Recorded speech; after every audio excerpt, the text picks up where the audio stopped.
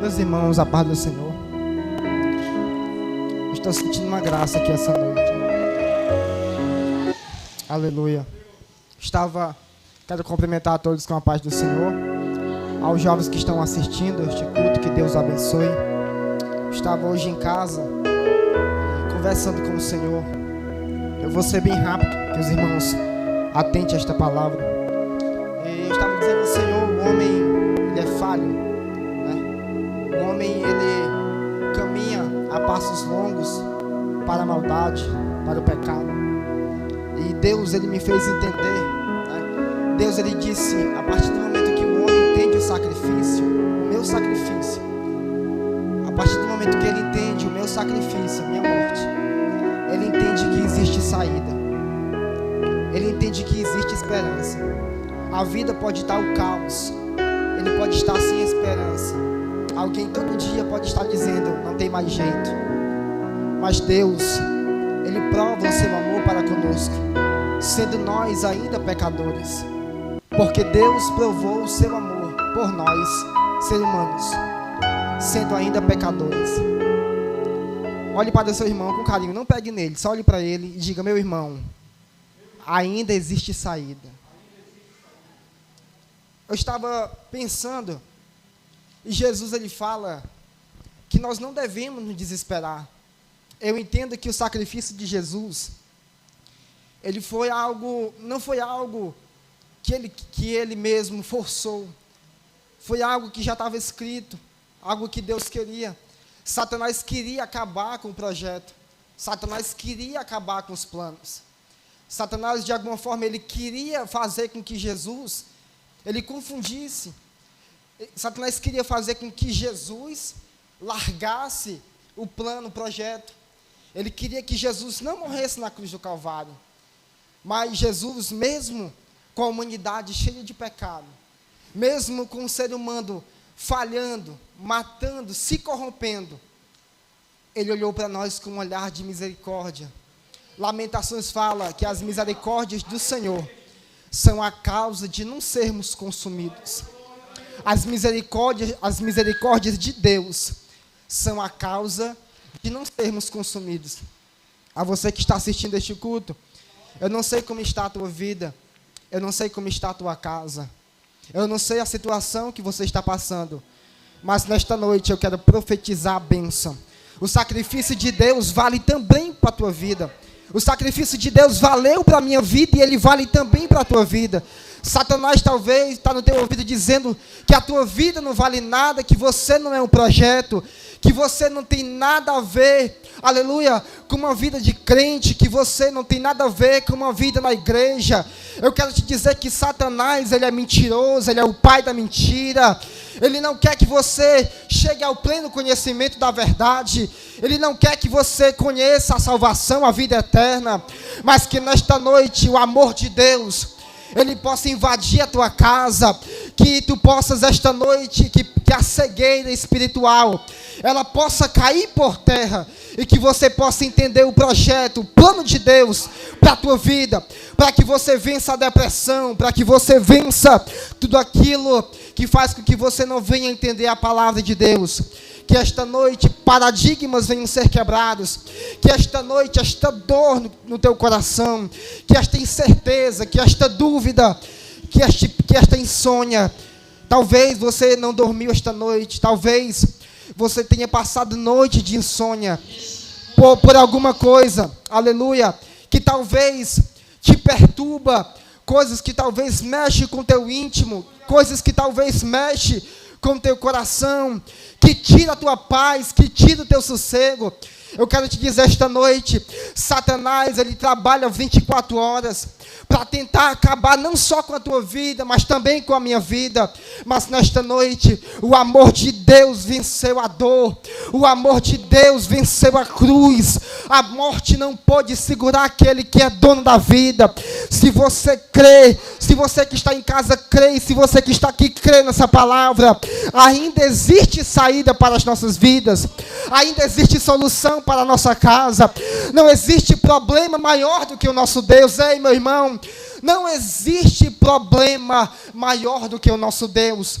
Não existe situação maior do que o nosso Deus. Aleluia. Se você tem Bíblia em casa, e aos que estão aqui essa noite, abra sua Bíblia. Louvado seja Deus. Eu estava aqui me perguntando, Senhor, o que o Senhor tem para falar conosco? E me veio esta palavra ao meu entendimento, ao meu coração. Isaías, capítulo 53. Nós vamos ler a partir do versículo de número 3. Isaías, livro de Isaías, capítulo 3. A você que está em casa, Isaías, capítulo 3, capítulo 53, a partir do verso de número 3. Aleluia. Louvado seja o nome do Senhor. Aleluia.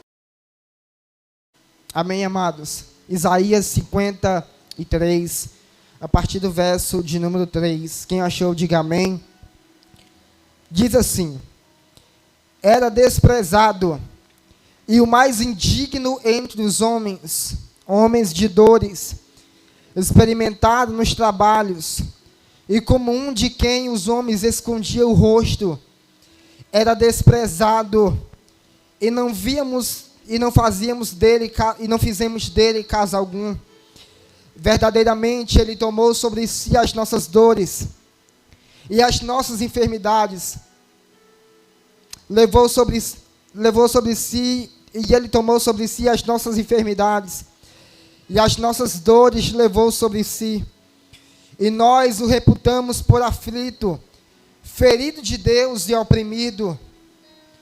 Mas ele foi ferido por nossas iniquidades, por nossas transgressões, e moído pelas nossas iniquidades. O castigo que nos traz a paz estava sobre ele, e pelas suas pisaduras fomos sarados. Todos nós andávamos como ovelhas desgarrados, cada um se desviava para o seu caminho, mas o Senhor fez cair sobre ele a iniquidade de todos nós. Ele foi oprimido, não abriu a sua boca, como um cordeiro foi levado ao matadouro, e como ovelha muda perante os seus tosqueadores, ele não abriu a sua boca. Louvado seja o nome do Senhor. Aleluia. Nós estamos diante de uma palavra. Quando se fala em sacrifício, quando se fala no sacrifício de Jesus, eu vejo esperança. A Bíblia diz que Jesus ele fazia milagre, ele andava, ele fazia milagres, mas nós percebemos pela Bíblia que Deus ele confirmava os passos de Jesus. Satanás ele queria que Jesus largasse tudo aquilo que foi entregue às suas mãos. Por algumas vezes ele quis acabar até mesmo com a vida de Jesus. Quando a gente lembra de Mateus, capítulo 4, que ele fala da tentação, a Bíblia diz que Satanás levou Jesus ao pináculo do templo, ao lugar mais alto daquele monte. E ele olhou para Jesus, ele viu Jesus na fraqueza de homem. Jesus estava como homem, em fraqueza, sentindo fome de alimento, porque ele havia jejuado 40 dias, após ele ter sido batizado nas águas por João Batista. Naquele momento que ele é batizado, é confirmado o projeto na vida de Jesus. Ele jejua 40 dias, vai para o deserto, e eu imagino Satanás de longe, observando Jesus. Quando ele se aproxima, que diante dos versículos, ele leva Jesus ao pináculo do templo, e ele começa a mostrar as riquezas, e ele fala: eu te darei tudo isto, se prostrado me adorares. Mas a gente percebe que logo Jesus repreendeu a Satanás. Ele disse: para trás de mim, Satanás, somente a um Deus adorarás, e só a Ele servirás.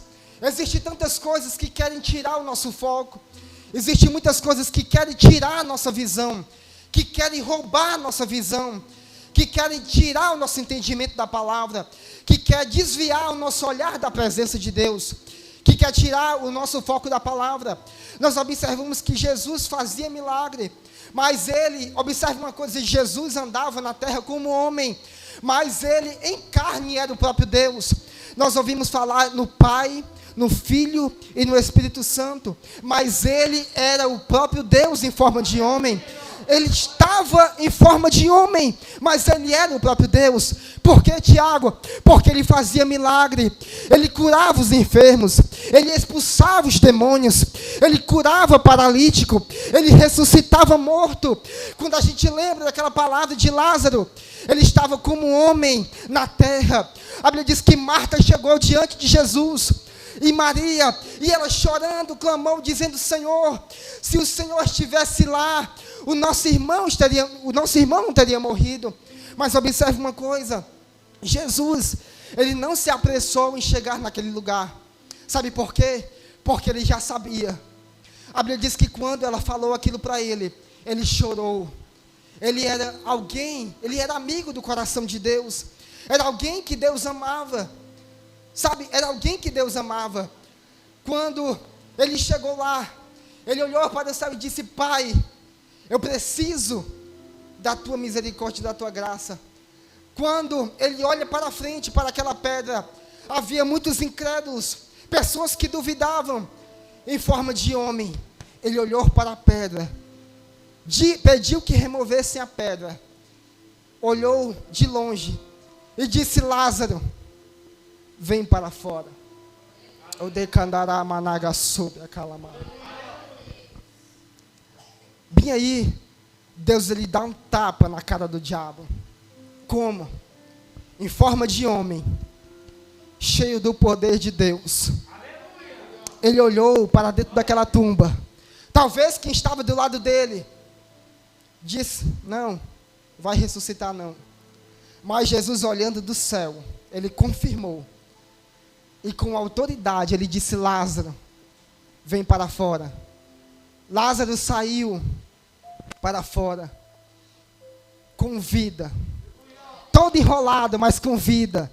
Eu quero te dizer uma coisa, talvez esteja podre, em estado de putrefação, mas Deus está dizendo: vem para fora, ainda existe saída para a tua vida. Os demônios marcaram data para a tua derrota. Os demônios marcaram data para o teu fracasso. Satanás assinou, aleluia, na agenda dele, cavou a tua sepultura. Mas eu quero te dizer esta noite: Jesus morreu para que tu tivesse vida, e vida em abundância.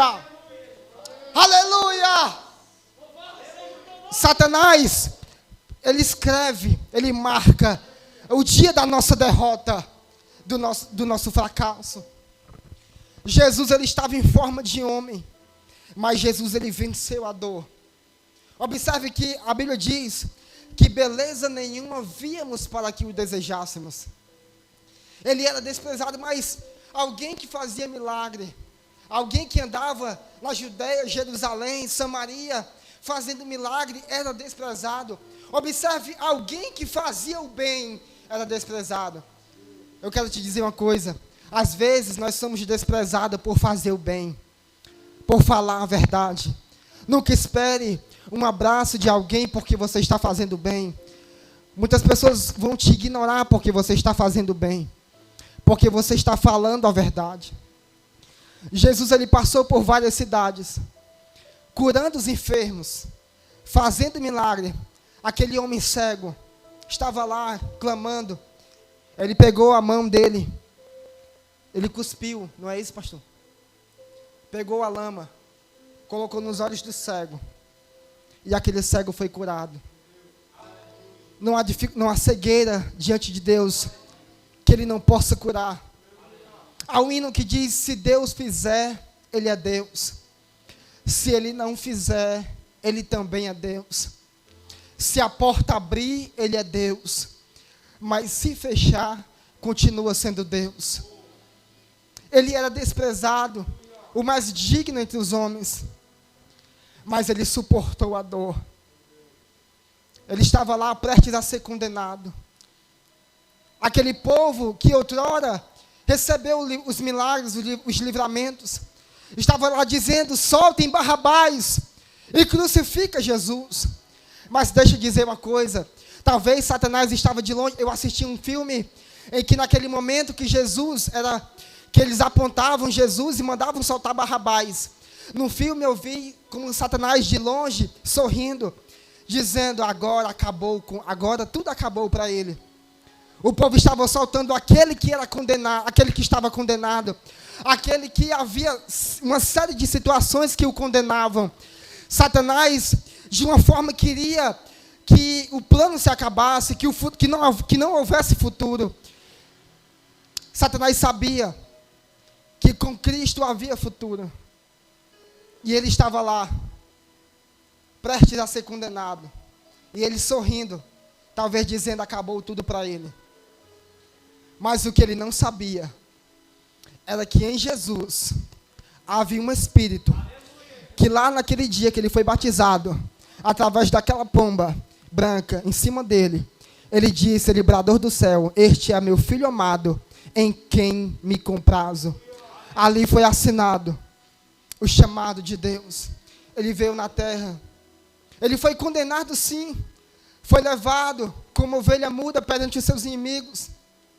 Aquelas pessoas que receberam milagres, aquelas pessoas que receberam livramento, talvez cura, elas estavam dizendo, crucifica Jesus. Talvez hoje nós crucificamos Jesus, não dizendo crucifica-o, mas com as nossas atitudes, o desprezando, o colocando como segunda prioridade. Às vezes nós colocamos os amigos em primeiro lugar, e nós colocamos Jesus em segundo lugar. Bem aí nós estamos crucificando Jesus. Jesus, eles têm que estar na nossa vida como prioridade, eles têm que estar na nossa casa como prioridade. Se você comprou uma casa, diga, Jesus, entra na minha casa. Eu não vou entrar na minha casa enquanto o Senhor não entrar primeiro. O Senhor é a minha prioridade. Se o Senhor não entrar primeiro, eu não vou vencer de novo. Se o Senhor não estiver comigo, eu não vou alcançar os meus objetivos. Jesus tem que ser prioridade na minha e na tua vida. Jesus tem que ser primeiro lugar. Você tem que dar prioridade a Jesus de Nazaré. Mas muitas vezes nós damos prioridade aos nossos amigos, a coisas da vida. A Bíblia diz que nós não devemos, aleluia, ficar preocupado com as coisas desta vida, mas humilhai-vos debaixo da potente mão de Deus, que no momento certo Ele vos exaltará.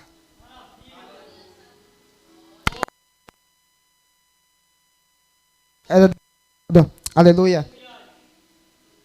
O mais indigno entre os homens, homem de dores, experimentado nos trabalhos, e comum de quem os homens não escondiam o rosto, era desprezado, e não fizemos ter-lhe caso algum.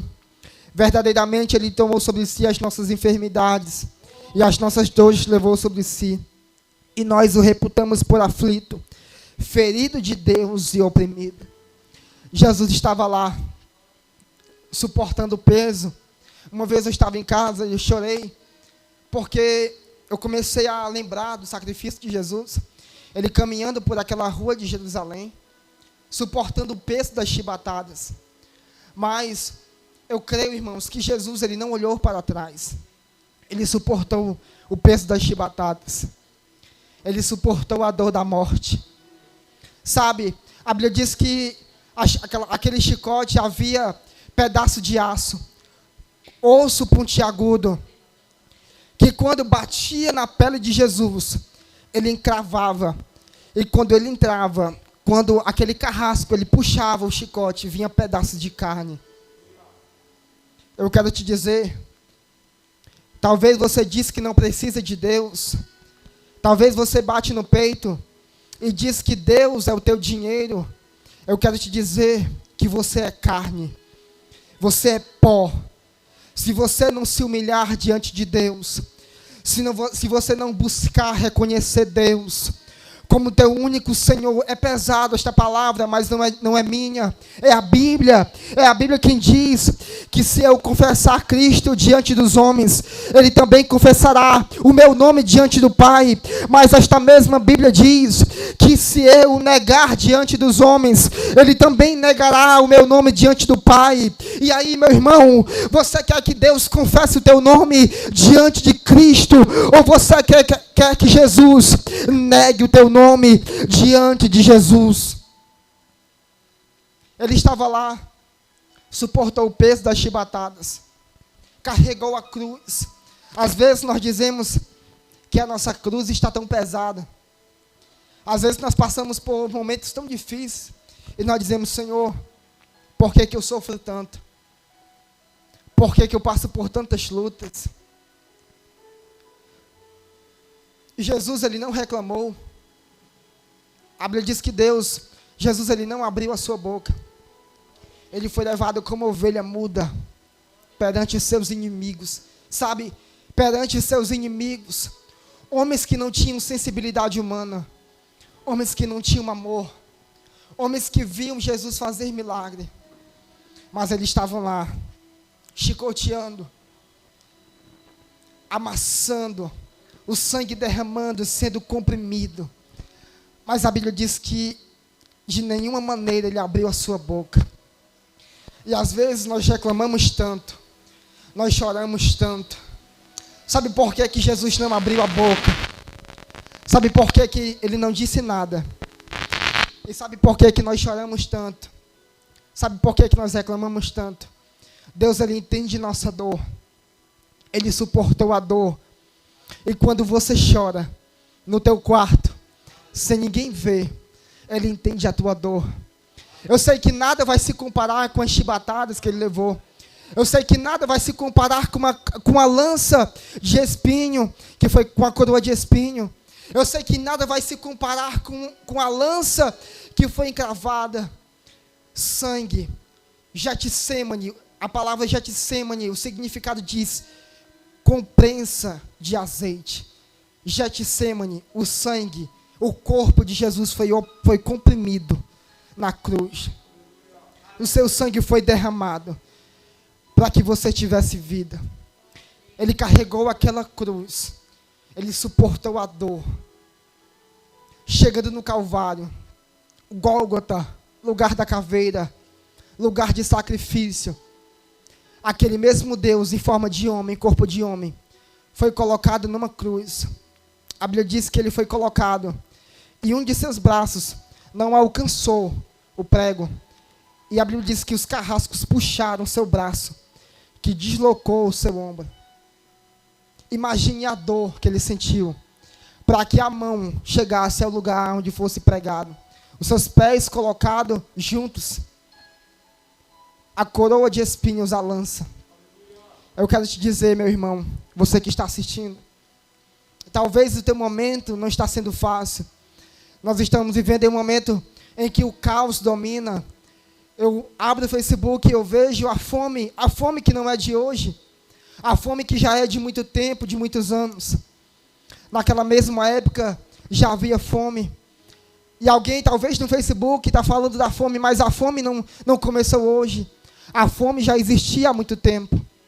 Eu quero te dizer que se o homem se voltar para Deus, talvez alguém diz: eu tenho Deus no meu coração. A Bíblia diz, segundo as Crônicas 7,14, e se o meu povo, que se chama pelo meu nome, se humilhar e orar, e se converter dos seus maus caminhos, então eu, Senhor, ouvirei dos céus, perdoarei o seu pecado e sararei a sua terra. Eu quero te dizer, talvez você está chorando com algum parente enlutado, que morreu talvez com Covid. Eu quero te dizer, esta Bíblia garante que mesmo que eu esteja morto, eu vivo. Aquele que crê em Cristo, ainda que morra, ele viverá. Talvez alguém morreu com Covid, mas era crente. A Bíblia diz que a morte não é o fim, ela é o começo. Não se acaba lá no caixão, se acaba quando você não tem Cristo. Que a Bíblia diz que quando o homem morre sem Jesus, segue seu juízo. Mas esta Bíblia garante que se eu confessei o nome de Cristo diante do meu Pai, a morte não é o fim. O corpo vai virar pó, vai virar cinza, mas a minha alma, ela vai voltar para aquele que me criou. Satanás, se você confessou o nome de Cristo, se você confessou o nome de Cristo ainda nesta vida, se você passou por dificuldade, sofrimento, talvez você não alcançou o teu sonho, talvez você não alcançou aquela casa que você queria, talvez você não alcançou aquela faculdade, aquele carro que você queria, talvez você não teve sucesso algum, êxito algum na tua vida, aleluia, na tua vida financeira, na tua vida social, e talvez alguém morreu também nesta vida, neste momento de Covid, alguém que sonhava tanto, que tinha planos, mas esta pessoa, ela era crente. Se ela tinha certeza da salvação, conforte o seu coração, porque ela recebeu vida, e vida em abundância. Eu sei que é difícil, eu sei que o choro, o luto, nós sofremos. Às vezes a gente não supera a dor de uma perda. Talvez alguém que morreu há 7 anos atrás, há 8 anos atrás. Talvez alguém que morreu há 15, 20 anos atrás. E a gente ainda não superou a dor da morte, a dor da perda. Eu quero te dizer, meu irmão, olhe para a palavra de Deus. Olhe para Jesus. Só Ele pode acalentar o teu coração. Só Ele pode tocar no mais íntimo da tua alma, aquilo que o homem não pode fazer, aquilo que o homem não alcança com as suas mãos físicas, o Senhor pode alcançar a tua alma. É o Senhor que esquadrinha o teu coração, é Ele que entende a tua dor, é Ele quem sabe o teu choro. A Bíblia diz que Deus, Ele recolhe as nossas lágrimas e Ele leva ao odre de Deus, e Deus, Ele guarda a nossa lágrima, o choro para Deus, a lágrima para Deus, aleluia. Deus, Ele guarda a nossa lágrima. Quem chora para Deus tem resposta, porque Deus não suporta ver a lágrima do crente não agir. Ei, meu irmão, se você está chorando hoje, deixa eu te falar uma coisa, olha somente para a palavra, olha para aquele que não desiste de você. Você não é um projeto falido, você não vai morrer se Deus não permitir. Saiba de uma coisa, que a morte ela só acontece quando Deus permite. Olha para cá, a dor pode estar grande, você está dizendo, eu não vou aguentar essa dor, eu não vou aguentar esse sofrimento, mas Deus está dizendo hoje, que Ele pega na tua mão, Ele olha para o teu coração esta noite. Saiba de uma coisa, Jesus, Ele foi levado como ovelha muda. Ah, mas eu não tenho mais amigos, acabou os meus amigos. Deixa eu te falar uma coisa. Sabe quem é o teu amigo verdadeiro que não falha, que não mente, que não engana? É o dono dessa palavra. Ele não mente, ele não falha, ele não tarda a sua promessa. Ele não tarda a sua promessa. Ainda que muitos tenham por tardia, ele não tarda a sua promessa. Muito pelo contrário, ele cumpre na hora e no momento certo. Eu quero encerrar, coloque a mão no seu coração. Sabe, irmãos, estou pregando esta palavra, mas ela fala primeiro com o pregador. Fala primeiro com o pregador. O Senhor falou, não te preocupas, porque eu continuo cuidando do meu povo. Irmãos, olha, a gente está vivendo um momento difícil, sim. O caos, a fome, a miséria, o desemprego. Mas eu aprendo na palavra, como aquele salmista falou, eu fui jovem, hoje estou velho. Eu nunca vi um justo desamparado, e nem a sua descendência mendigar o pão. Deixa eu falar para ti, você que está me ouvindo. Talvez você não esteja comendo aquilo que você queria comer. Talvez você não esteja desfrutando daquilo que você queria desfrutar.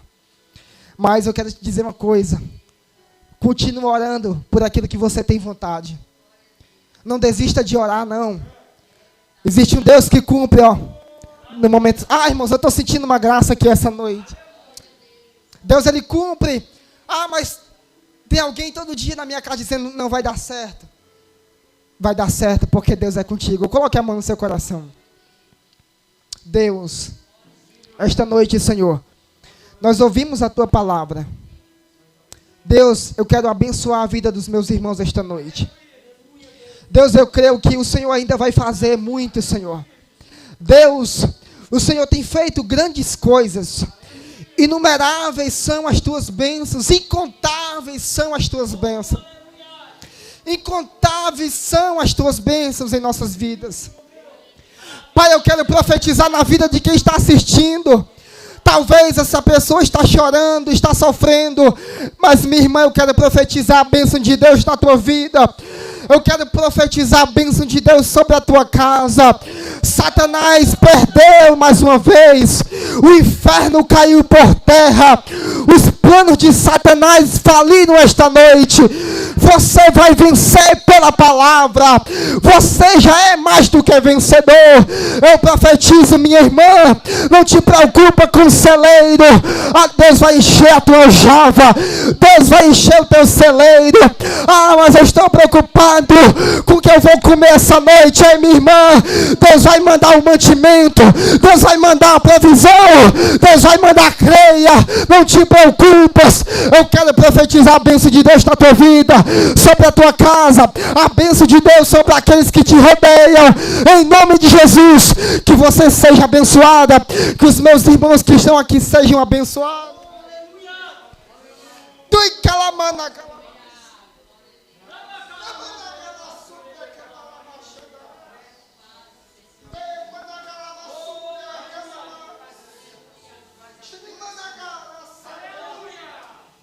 Nada está perdido.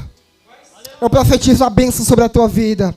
Até mesmo aqueles que disseram que não ia dar certo, eles verão a bênção de Deus na tua vida.